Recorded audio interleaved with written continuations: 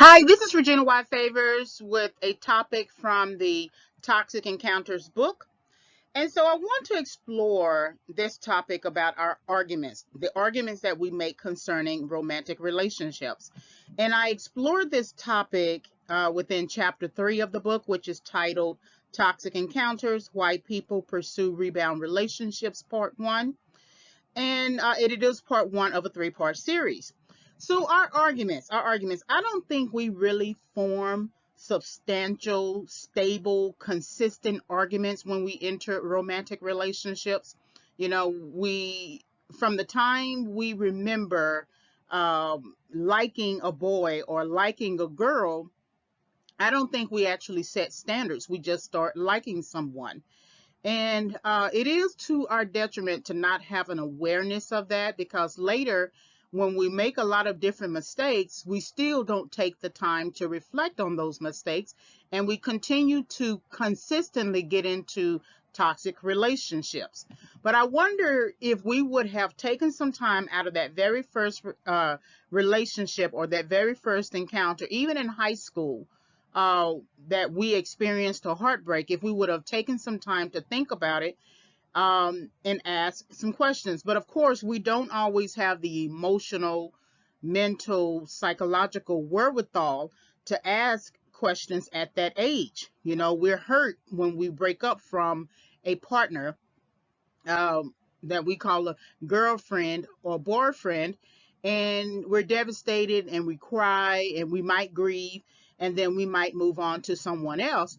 And then what happens is, when we get older, we never take that time to think about those relationships, other than the fact that they made us cry and grieve and we were devastated. And then we just enter another relationship because we get to a point where we love to fall in love. We love to fall in love, and that becomes almost an argument without us really setting it as a goal. It's just action. But we will say sometimes that it makes me feel good when I fall in love with someone and everything. But we don't always have the um I don't know, the patience to see relationships all the way through. Because if we're jumping from relationship to relationship, which is also an argument, if we're jumping from relationship to relationship and we don't see relationships through, we might argue that relationships do not last beyond a certain period. You know, you have people who jump from marriage to marriage, and or just romantic relationship to romantic relationship, or live in situation to live in situation. You have people who believe that they are not going to stay with someone longer than 2 years, and that after the 2 year mark, they're gone. That's an argument. That's an argument about romantic relationships. And so within those 2 years, I have to assume that if you are dropping out after 2 years, there must have been some immediate conflict that you were not willing to resolve, and that the only way to resolve it was to exit the relationship. People who cheat on their partners, that's an argument that cheating for them is a resolution to whatever conflict that they have in a relationship. If they feel they are not getting everything they want to get from the core partner, then the only solution to their problems is to cheat. And usually what people do is they cheat to try to get the person's attention, or they cheat to teach the person a lesson, or they cheat to bluff, or they cheat because they want to exit the relationship. Those are all arguments. So that's what I kind of want to talk about with this topic, or subtopic on Your Arguments, chapter 3 in the book. And so I'm just going to read the questions and then add an analysis. What are some of the arguments you have put forth in romantic relationships? What do you believe is the purpose for romantic relationships? Have you compromised your beliefs in romantic relationships? Do you believe that the rebound relationship is a counter argument? If you recognize and remain in a rebound relationship, is that your rebuttal? And so I bring in some stages of argument that I usually teach in composition. So I think they're useful here to think about, because if you think about how to build an argument, you usually need a claim. The claim is the whatever is said about the topic. The counterclaim, whoever opposes what is said about the topic. Evidence can be used to support the claim, the counterclaim, or rebuttal. And then rebuttal is, it cancels out the counter argument and sustains your argument. So for instance, if your argument is you only stay with someone for 2 years, that's your claim on the topic. And then a counterclaim might be from another person, or it could be from you, that I don't believe that you can really resolve anything beyond 2 years, that whatever it's going to be, it's going to be in those 2 years. That could be a counterclaim. Another person can say, well, how do you know if you can stay with someone and love that person in 2 years? Sometimes you need longer, like 5 years or whatever. So you can have different counterclaims on the topic to oppose that main claim, which is I only stay with someone for 2 years. So then the evidence would be, the person would have a record of only staying with people for 2 years, especially if the person married each person. Well, you can look at divorce records, court records, things like that, and that would be the evidence. If you were looking at opposing evidence, a person could come in and say, well, I see this person who believed in only 2 years said that a relationship was only worth being in for 2 years, but after that 3rd year, he changed his mind, or she changed her mind. That could be evidence to support a counter argument. And then a rebuttal would be the person who believes that staying in a relationship for 2 years is enough for them. They would have a rebuttal to oppose that counterclaim, that the counterclaim being that you need longer than 2 years. They would have a rebuttal that basically suggests they have kept their health and well-being throughout each encounter for 2 years, and they're still in good health. And that could be a rebuttal for them, saying that 2 years is enough for them, and they have been able to sustain their livelihood. They've been able to sustain their mental faculties. They've been able to sustain their health faculties, because then a person could say, well, if you stay too long, you run the risk of having heart problems, health problems, because there's so much conflict in relationships. So that would be a way that you could look at the argument that we make concerning romantic relationships. So then you think to yourself, what arguments have you put forth in romantic relationships? You have people who say, girl, I got this man, I fixed him up. He was wearing baggy clothes. He was looking like a bum, and I took him and I fixed him up. And that's an argument for that person. That person always believes that whoever she gets, she has to fix up, instead of getting someone who's already fixed, who's already capable, who's already competent. So she's assuming that any person that she gets that she needs to fix up is not a person who can take care of himself. Like, you may have a man who says, I got to have a woman before I marry her. I got to have her submit to her. Submit to me. Well, why would a single woman submit to a man before marriage? That's a weird argument, because it's like people want you to do married things, married expectations, but not be married, not even have a commitment. So those are arguments. Those are 2 arguments that you might consider. Other people might believe in the argument of going 50-50, right? That the man pays his part and the woman pays her part in a relationship that converts to a marriage. Well, if you go 50-50, you got to challenge that argument, because most men usually should have a provider mentality, right? But if they don't have a provider mentality, and you agree that it's okay to go 50-50, then what happens when the other person don't have what happens when that person loses their job, or that person can't make part of the rent, make part of the utilities, clean part of the house? Are you going to kick that person out? Because if you're going to make the case for 50-50, which is basically roommating, then if you can't make your part, then you would have to leave. Well, the problem with that argument is you're married, and you already took vows for better or for worse, So it doesn't make any sense to kick that partner out. But if a person is coming to you, and usually men come with that kind of argument, that I want a woman who can go 50-50. And maybe they are playing on this ideal about the independent woman and she could take care of herself. And so if she could take care of herself, then you pay half, right? And so if that is the case, then there's some logic missing in that argument, because if you can't make your cut, one of you would have to leave. So you have to be careful about the arguments you make, and thinking about the independent woman. There's nothing wrong with a woman being independent, and the reason why women adopt that kind of mantra, it is usually because they have been in relationships where they were dependent on the finances of the man, and he wouldn't give it, or he kept them trapped, or whatever vulnerability that resulted from being in that type of relationship. And women want to be able to make their own money, not because they want to outdo men, not because they want to be masculine, but because they just want to be sure that as 100% responsible adult women, that they can still cover themselves, even if they have a man who is covering them as well. So those are some of the arguments that we often put forth in romantic relationships. Then what do you believe is the purpose for romantic relationships? The reason why we never really give relationships, especially romantic relationships, purpose is because we start out with sex. And we think that the purpose of a romantic relationship is all about sex.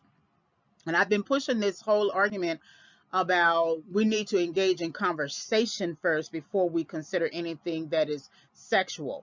Because once you start off with sex, you have to keep it up with sex. My stepfather said this to me years ago, just a general argument. Whatever you start off doing, you're going to have to keep up.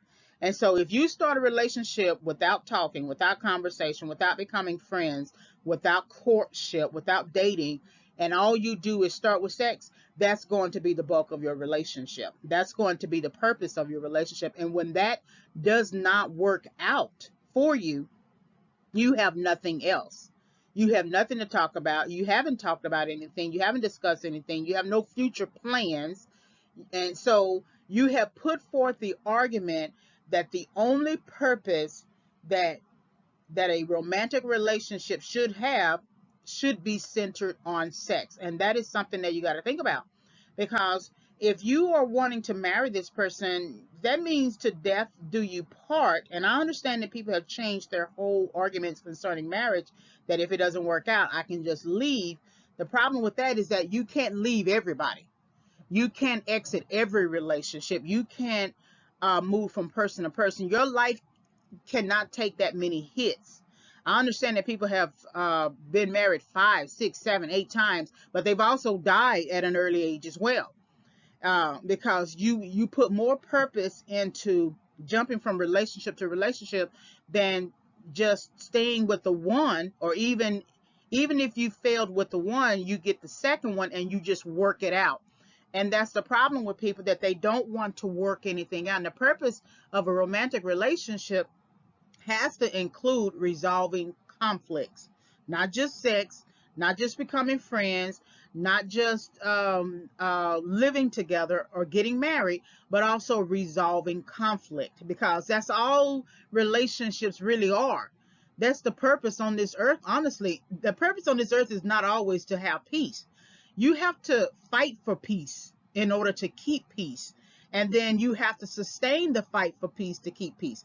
And so the purpose then would be that every time you are introduced to a conflict, you design ways and strategies to resolve that conflict. So thinking about purpose for romantic relationships is very important, because if you don't learn about tools and strategies for resolving issues, and usually it is resolving issues within yourself.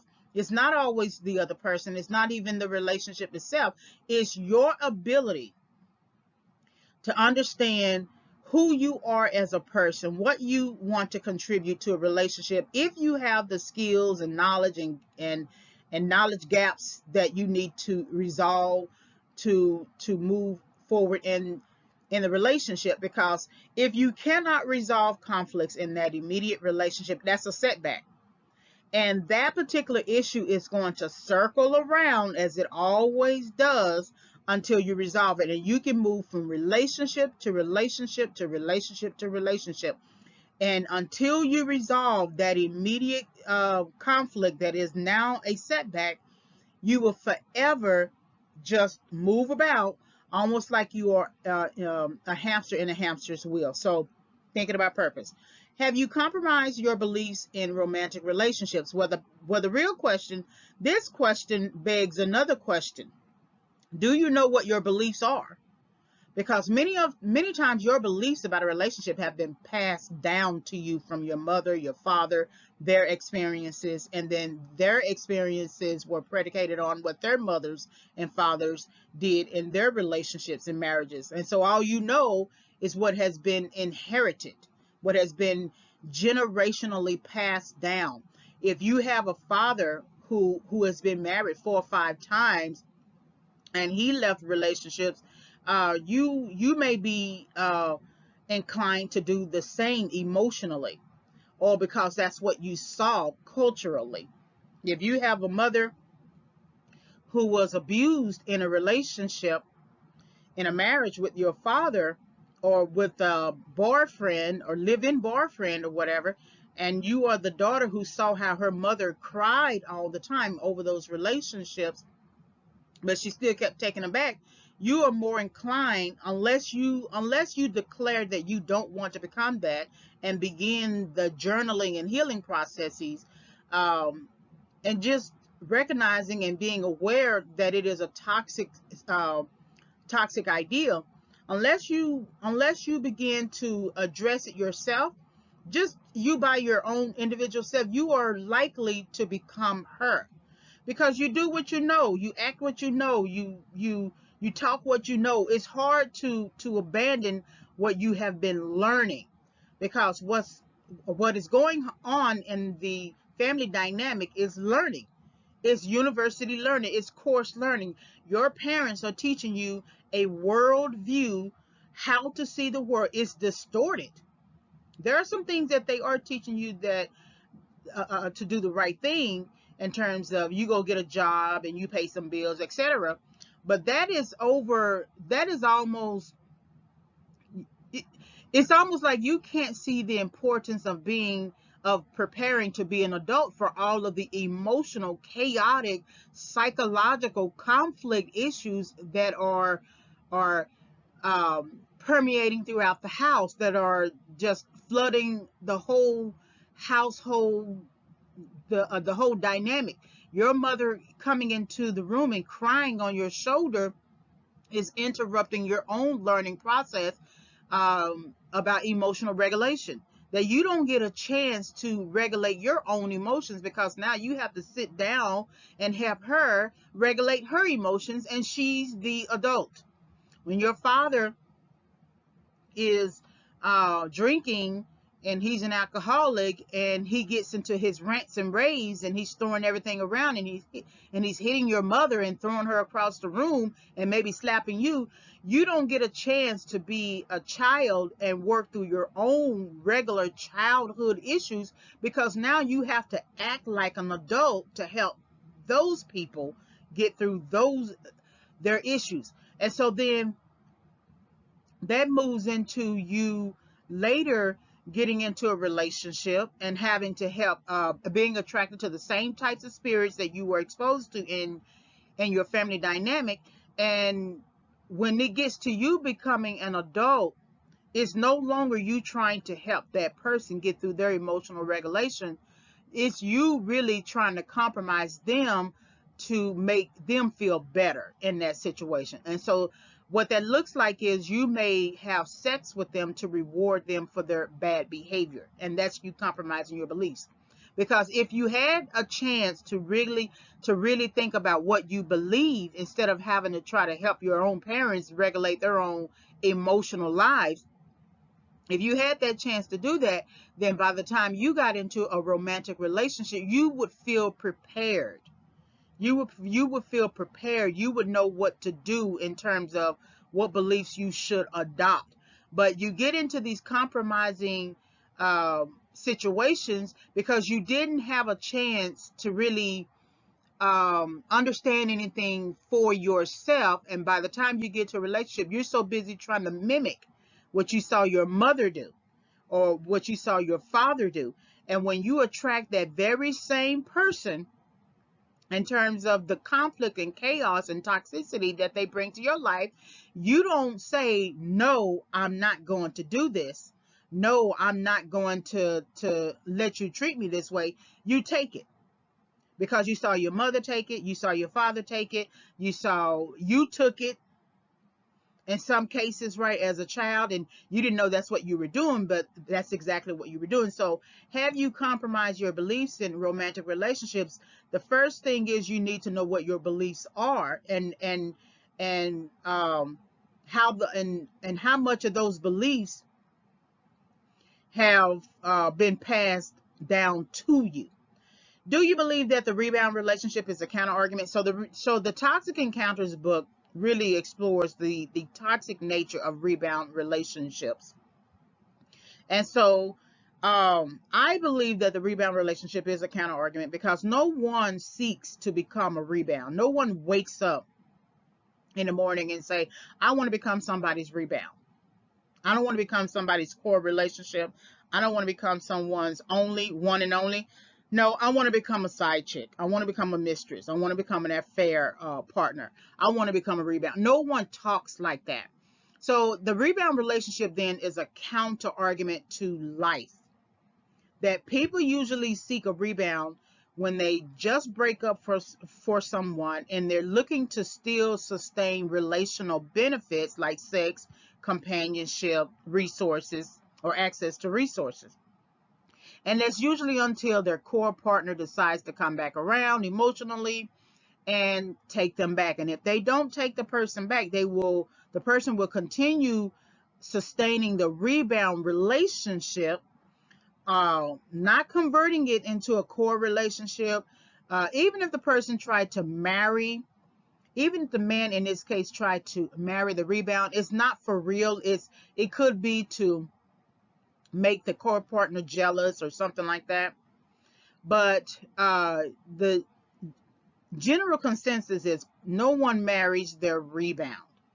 And so there may be some exceptions to the rule, but a lot of times those relationships are not going to work out. They're not going to last. They're going to burn out.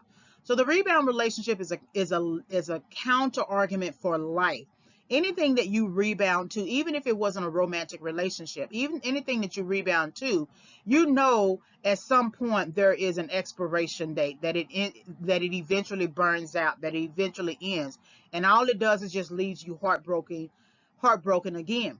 So it's better to go the better path than instead of rebounding to a relationship, you rebound to health and fitness. You rebound to eating better. You rebound to going to sleep. You rebound to therapy. You rebound to journaling, typing. Writing, talking to someone or something like that. The rebounding to a relationship, a romantic relationship, is only going to create more chaos because you run the risk of romantic triangulation when your partner decides to return to his core partner. And when that happens, that's going to leave you even more devastated. And then the last question, if you recognize and remain in a rebound relationship, is that your rebuttal? So going back, um, going back to the building of an argument, that no one really wants to be a rebound, and then you end up becoming a rebound, and then there's evidence of it. And so then your decision, your crossroad moment, which is your rebuttal, are you going to stay in this rebound relationship? Because a lot of times rebound relationships are involuntary. You don't know that you are actually in one. You might seek a rebound relationship, a rebound situation, but the partner doesn't know. Your partner doesn't know he or she is in a rebound relationship with you. But when you do get to a point where you recognize that you are actually in a rebound relationship, do you stay in that relationship? And if you do you sustain that as rebuttal for your life, that rebound relationships are the only relationships that work for you. And that's something to really think about, because that is very sad that you would rather stay an affair partner. You would rather stay a side chick. You would rather stay a side dude. You would rather stay a mistress. That is something to think about, because that's what the rebound relationships are. The person has left a core partner, or there's a breakup with the core relationship, and they have sought you to distract and use you as a coping mechanism. And there is no guarantee that they are going to stay with you, but you decide to stay with them. That's a rebuttal for your life, and that's you suggesting that rebound relationships work for you. Now, if they don't work for you, then that would be also a rebuttal. I cannot stay in a rebound relationship. I no longer want to entertain rebound relationships. I need to stop getting and engaging and sustaining and maintaining and participating in rebound relationships. So therefore, before I jump into any other relationship ever again, I need to ask the right questions. And one of the main questions you should ask is, how long has it been since you have been out of relationship with your ex? If it's been 6 months, do not engage that relationship. That relationship really is still new with them. They are still with that person. It's just been 6 months. And people think you can really get over relationships after a few months. No, especially if that person, if your partner framed their ex for marriage, and then they broke up, and then you met the person somewhere or whatever. In their hearts, they are still married, or in that person's heart, he is still married to that woman, even if they did not legally marry, because he framed her for marriage. That was his argument. He said that she was his future wife, or he said that she was the one he was going to marry, or she's the one, or whatever language you want to use in the situation. No matter what, that he has framed that person for that. So anyone coming into a relationship with him is going to be a rebound.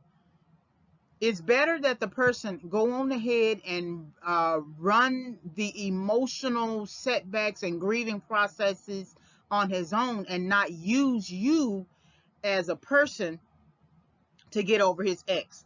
Because once he gets over his ex by using you, rest assured, he's going to move on to another person. And so if you recognize and remain in a rebound relationship, is that your rebuttal is a question that you really want to think about. And the rebound relationship, the elements of the rebound relationship are essentially those categories of side chicks, side dudes, side affair partners, mistresses, etc. So these are the arguments that I want you to consider and think about while you are in relationships, in romantic relationships, before you engage new relationships, so that you can maintain some sense of sanity, good mental health, psychological congruence, physical health, etc. So Toxic Encounters, Why People Pursue Rebound Relationships, Part 1 is available on Amazon. You can visit my website, reginawhitefavors.com, for tips. Like, subscribe, and follow. I am on Facebook, Instagram, YouTube, and Twitter. Just type in Regina White Favors. Thank you very much for listening.